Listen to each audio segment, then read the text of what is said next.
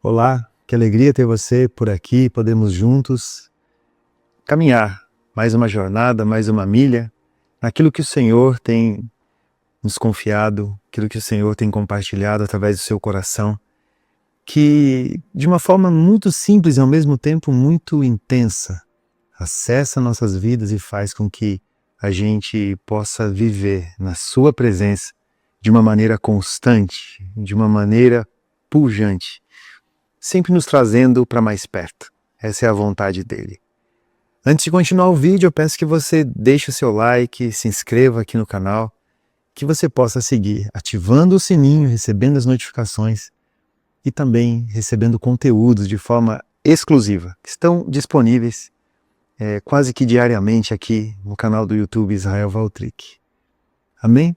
Eu quero falar com você sobre algo muito específico e de verdade tenho discorrido muito sobre esse assunto e a intenção aqui do YouTube é poder aprofundar de uma maneira mais específica, promovendo um encurtar dessa distância para você que gosta de estudar, para você que gosta de ter um entendimento sobre o que a palavra representa. E o tema central dessa mensagem, dessa reflexão, isso que eu compartilho com você, é a adoração como um estilo de vida, e aí Deus não somente como parte de um processo, mas como a centralidade dele. É bom que podemos refletir sobre isso e entender nessa dinâmica o que define uma vida, né? Porque quando a gente para pensar em vida, a gente tem que olhar de uma maneira mais próxima, às vezes mais de perto e às vezes mais de longe, compreendendo o que de verdade significa uma vida, porque toda a vida ela é organizada em torno de algo. Toda a vida ela é organizada em torno de uma centralidade, em torno de uma forma de entendimento, em torno de uma forma de cultura, uma forma de percepção sobre a rotina, a prioridade. E a minha pergunta para você é que não é se você é um adorador, porque de verdade eu acho que todos somos. A questão é quem governa a nossa adoração e de que maneira nós estamos relacionados a este governo, porque aí muda tudo. Há pessoas que conseguem adorar tantas formas de vida, tantos estilos, tantos jeitos, há pessoas que forçam a sua vida, a sua caminhada para fazer dessa caminhada uma bandeira, que idolatram determinados segmentos e fazem de segmentos de vida, segmentos políticos.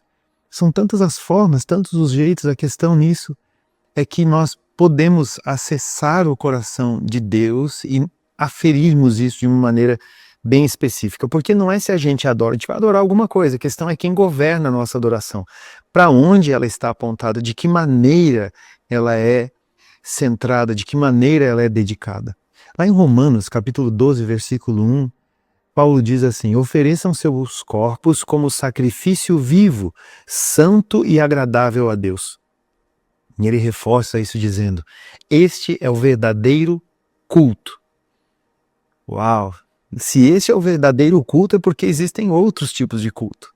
Se Paulo coloca este como um verdadeiro culto, santo e agradável a Deus, é porque talvez pode ser aí uma chavezinha dessa reflexão.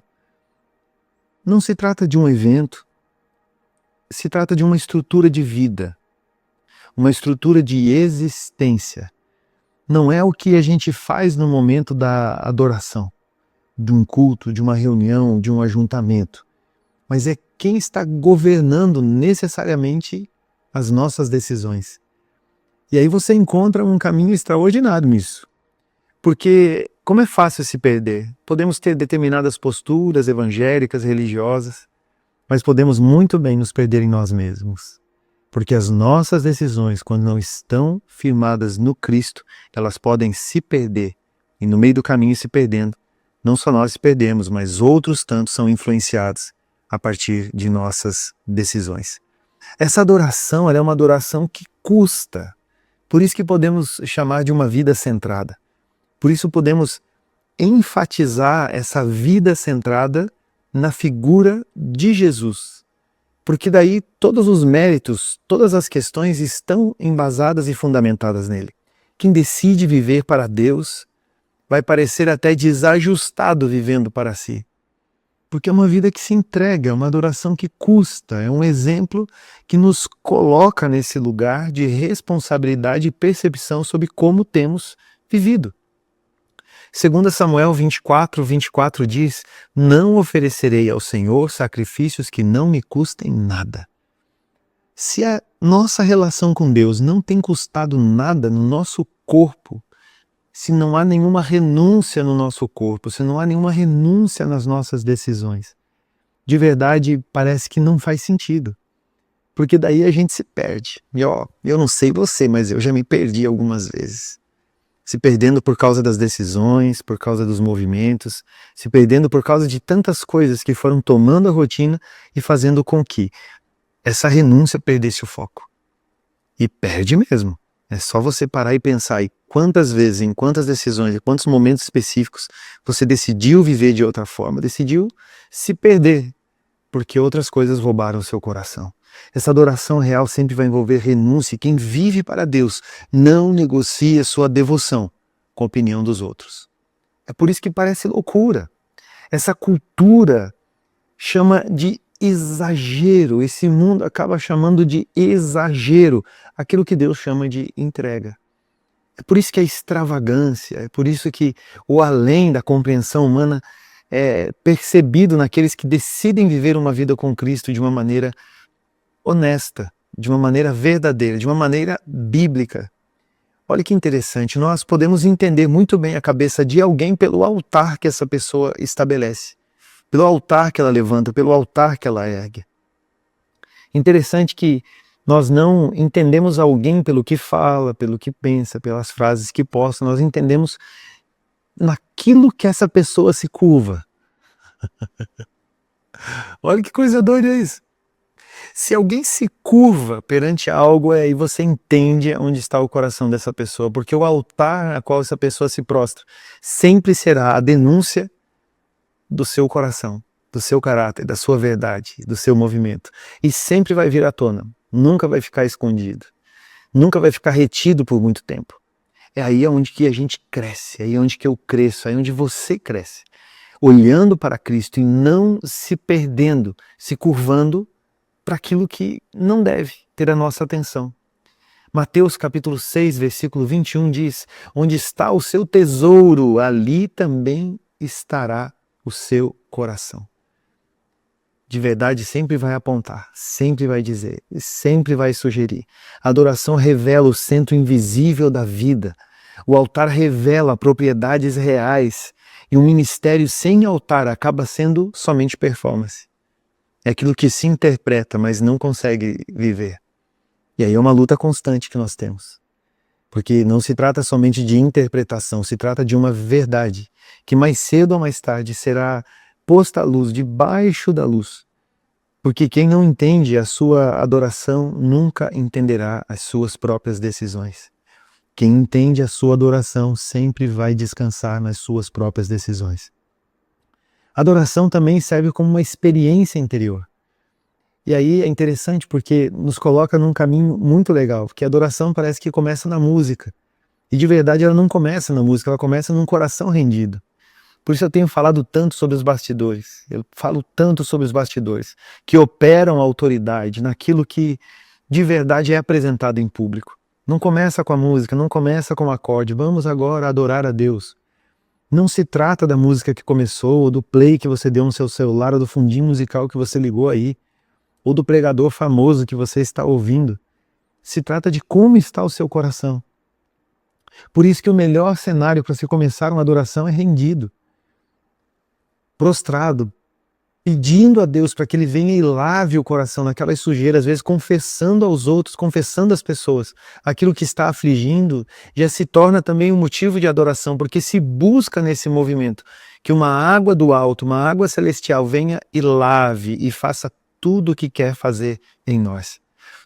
João 4,23 diz: os verdadeiros adoradores adorarão o Pai em espírito e em verdade. Em espírito e em verdade. Agora alguns pontos aqui para a gente refletir sobre a adoração. Humildade, temor, encontrar nesse lugar uma conexão com o Pai de forma verdadeira e também manifestar o amor a Deus e o amor ao próximo de uma maneira irresistível. Pastor, mas eu não gosto disso, eu não gosto daquilo. Irmãos, nós gostamos e não gostamos de coisa. Assim como é o desejo, às vezes desejamos, deixamos de desejar. Aquilo que era aflição para você há 10 anos atrás, hoje não faz o menor sentido. Não se compara com o que você está vivendo. Pare e reflita sobre a vida que você vive hoje. Talvez você tenha que encontrar um senso de gratidão debaixo desse pacote para levantar as mãos a Deus e agradecê-lo por quem Ele é. Adorar é sentir Deus maior do que qualquer outra coisa dentro. É por isso que essa adoração interior requer tanto da gente. De uma forma prática, a gente mergulha nisso. Aí também nós encontramos algumas outras bases que estão afirmadas numa vida que é desalinhada com o mundo. Como assim desalinhada com o mundo? É o pensamento do mundo, a forma do mundo, a interpretação do mundo, os valores do mundo. Nós estamos aqui reunidos, nós nos reunimos como igreja, ouvimos como igreja, porque decidimos manifestar o céu na terra. Então não é a cultura do mundo que nos afirma, o que nos afirma é o pensamento do alto, o pensamento de Deus. Romanos capítulo 12, versículo 2, vale, e vale muito. Ele diz, não imitem o comportamento e os costumes desse mundo. Paulo fala isso de maneira escrachada. Então, nós entendemos nisso que quem anda com Deus não consegue viver no mesmo ritmo do mundo, ou seja, há um separar de Deus, há um rumo diferente, há prioridades diferentes e uma sensibilidade diferente. Não queira lidar com a fé de forma insensível. Somente com a razão você não vai conseguir explicar tantas coisas. A santidade sempre será interpretada como estranheza por quem nunca foi transformado. É só você aferir isso no coração de quem não professa a mesma fé do que você. Entenda isso de uma maneira clara. É necessário viver para Cristo e viver e morrer para Ele. E quando o mundo estiver te achando estranho, é porque você encontrou um bom lugar para viver a sua vida com Deus. Interessante que no meio disso eu pontuo aqui também para você a solidão espiritual e uma intimidade com Deus. Isso está relacionado a que santos de verdade precisam ter o seu tempo de quietude. Não são tempo de muitas falas, às vezes é tempo de silêncio, tempo de tranquilidade, tempo de meditação. Marcos capítulo 1, versículo 35 diz, antes do amanhecer, Jesus se levantou e foi a um lugar isolado para orar. É necessário que você tenha esse tempo de oração e você reflita sobre a vida como ela é. E caminhe debaixo dessa reflexão, tendo seus momentos com Cristo. Não abra mão disso. Não deixe que ninguém faça com que isso saia da sua rota, porque mais cedo ou mais tarde você vai ser pressionado a nunca ter esse lugar de separação. E olha que interessante. Não se trata de uma rejeição às pessoas, de uma rejeição ao mundo. Às vezes é só um período de consagração. E esse secreto é que vai trazer sustentabilidade na manifestação pública. Então não fuja, procure o secreto, não se esconda, procure o secreto, entre de uma maneira íntima nesse lugar de consagração. Quem não aprende a estar sozinho com Deus nunca será cheio na presença dos homens. Quem não aprende a andar sozinho com Deus nunca será cheio na presença dos homens. E aí você compreende o que significa uma vida focada. Olha o poder disso. Uma vida focada não dispersa, nunca, jamais. Porque não se perde tempo com questões sociais ou outras questões que simplesmente poderiam gerar um network. Eu não estou dizendo para você se esconder do universo. Eu só estou dizendo para você aprender a dosar isso de uma maneira clara. Salmos 27:4 diz, a única coisa que eu peço ao Senhor é habitar na sua presença. É estar constantemente na presença de Deus. Às vezes num compromisso que você não conseguiu adiar, mas a sua mente, o seu coração estão conectados, focados naquilo que o Senhor está fazendo e da maneira que Ele está fazendo, em você e através de você, independente do lugar onde você está. Olha como é interessante, buscar essa consagração. Não se isolar, mas ao mesmo tempo não se deixar distrair. Aonde você está, você continua sendo um agente do Senhor. E isso vai fazer com que o seu senso de um foco espiritual, o seu senso de eliminação do excesso, o seu senso de clareza de propósito sejam aumentados. Dificilmente você se perde, porque aí você aprendeu a guardar o seu coração. Quem encontra Deus perde o interesse pelo que não carrega a eternidade. Lembra? O altar sempre vai denunciar, o altar sempre vai expor. Eu falo isso para que você entenda de uma vez por todas o quanto que você é amado, o quanto que o Senhor te quer por perto. Sendo amado e o Senhor te querendo por perto, é exatamente nesse momento, nesse contexto, entre um ponto e outro, é que você pode escolher diferente. É que você pode não querer e não desejar viver na presença do Senhor. Aí nós vemos algo que transborda. Para transbordar precisa ser cheia, porque se compartilha o que se vive. Não é só uma ideia. O Evangelho não é uma ideia, não é só um senso criativo. O Evangelho é fazer com que as pessoas entendam através daquilo que entendemos. Senão a gente se torna só quem compartilha. Ao compartilhar talvez não seja tão claro, porque de verdade decorou, mas nunca conseguiu viver. Atos 4:20 diz: não podemos deixar de falar do que vimos e ouvimos. Aí você anota esses pontos. A mensagem nasce da experiência, da revelação gera comunicação. Quem vive fala com autoridade. Então não se trata somente de repetições. A Bíblia é muito clara sobre isso e nos confronta sobre isso, para que eu e você entremos nesse lugar juntos, conectados aqui, através desse caminho de discipulado. O púlpito só é verdadeiro quando é extensão do secreto. O púlpito só é verdadeiro quando é extensão do secreto. Aí você entende a autoridade dessa extensão do secreto, que te coloca num lugar diferenciado, fazendo com que você abra o seu coração para Deus, longe das câmeras, para que diante das câmeras você possa viver realidades e possa falar com naturalidade, não só porque domina a oratória. Interessante, porque aí nós compreendemos essa autoridade desse chamado. O Senhor sempre vai nos chamar para mais perto dele. Deus não procura pessoas ocupadas com ele, mas pessoas consumidas por ele. Não se trata só de estar ocupado com muitos afazeres, mas de ser consumido pelo Senhor, de ser consumida, você sendo consumida, minha irmã, pelo Senhor.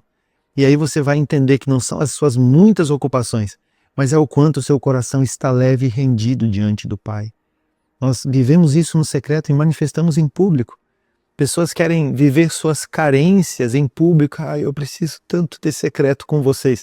Não, calma. Secreto é com o Senhor. No público você manifesta essa coletividade e aquilo que no secreto te foi confiado. Exceto que no secreto esteja sendo-lhe confiado carências. E Deus não supre carências. Eu aprendi isso com o meu pastor. O Senhor supre o propósito. Se vivemos carências no secreto, quando estivermos em público, vamos procurar nos alimentar para saciar essas carências.